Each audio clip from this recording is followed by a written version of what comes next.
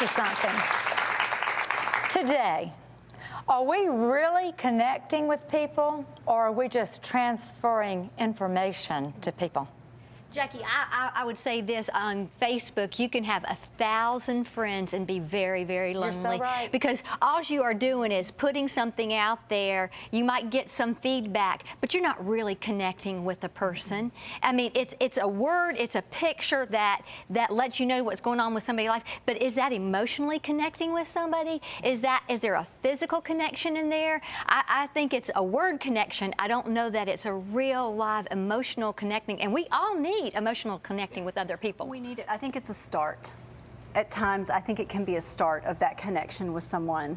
So if we're talking about social media, if it's a connection through a family member we haven't seen in a while or so forth, it gives us that opportunity to connect with those that maybe we haven't connected with. I know I just started on social media probably 2 or 3 years ago. It hadn't been that long. But I began to see pictures of family members and their children that I had not seen in a long time. So I think that helped. It gives you the opportunity to connect with yourself. Have you, did you see when Facebook had the album come out? It shows you like your past year, what it was like. I like that. I saw yours. It was good. You said that. That was my first movie. Your movie, and you got to see all these different things that you talked about, things you shared, and your selfies, and that kind of thing. So, you're actually able to reflect, on things that you've done. So I think that's great too. I like it. While there's some great things about it, I have over 1,000 friends on Facebook, but there's some of my, I don't even know them face to face when I see them, and so I'm not really connected to them. I might be. It says I'm friends with them, but I'm not really friendship on Facebook. We don't even need. Like, I don't need to know what 5 different friends are having for dinner. I agree. That night. I mean, that's brain overload. Did you see the guy? Did you see the guy that someone in his family died? I love this Facebook. It showed the casket, and the man is sitting there, and he's grieving. And there are only 3 people there with him.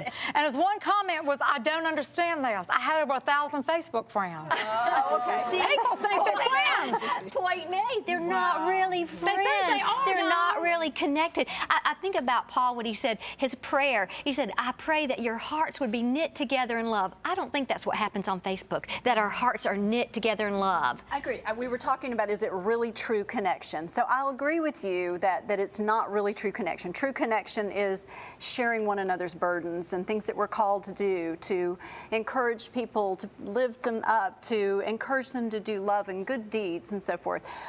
But I do think it does help in connecting people in some way. It might not be true connection, but I do think it can connect, and it can become a true connection. You have so many friends and on Facebook, but really with Facebook, there's some kind of niche to it or something, because everybody doesn't always see your stuff. I don't know how it works. Maybe timing. Like a circle of It folks is timing, or whatever. and it is constantly in the scrolls. news feed, you can have all these friends, but I mean, you'll forget who's on Facebook if you don't. You put your best foot forward on Facebook, you put the beautiful family photo or whatever, and there's somebody else watching it or looking at it that is hurting deep inside.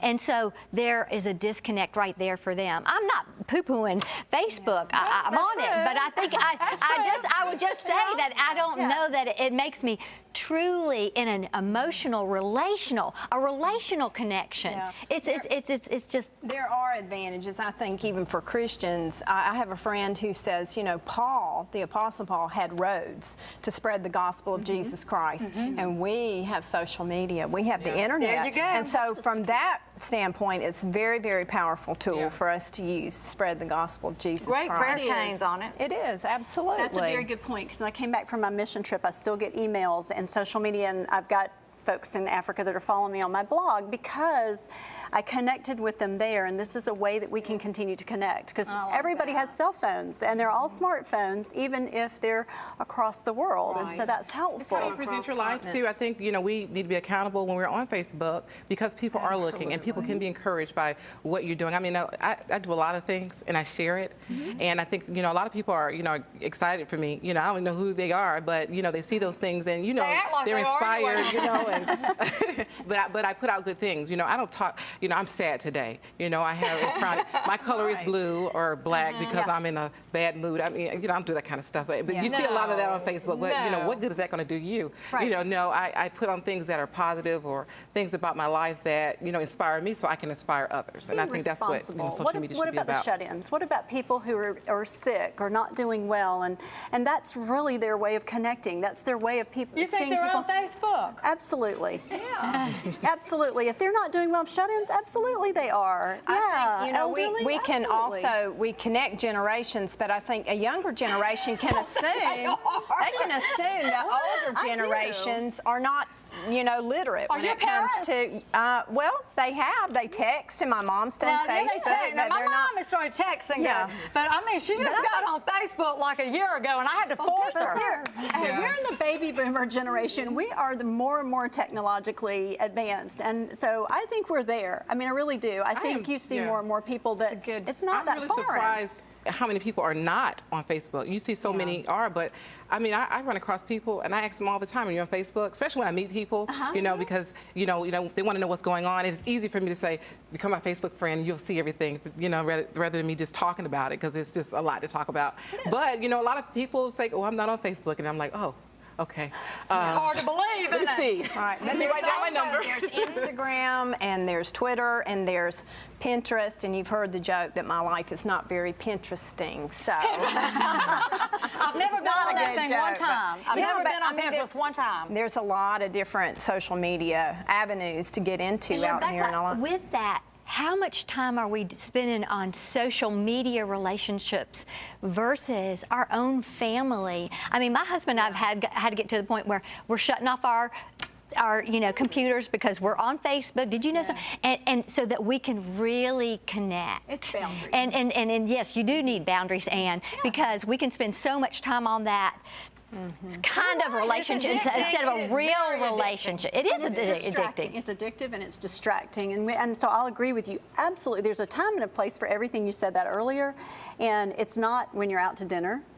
It's not when you're to be sharing that special time with someone else. It's not when you're driving. Don't text when you drive. It's very dangerous. No social media when you drive. Conversation today, didn't we? That's Yeah. right. So I think That's it's important. true. You have to be safe on the road. So we're having a lot of accidents with just everybody's texting and looking at social They media. say that you should get off of your computers, period, like an hour before you go to bed, because you can't go to sleep. It's like if you got on Facebook and then you just kind of put it aside and you can't go to sleep. That you need like an hour to unreel. It's that chemical that's in your brain that we talked a little bit about, the dopamine.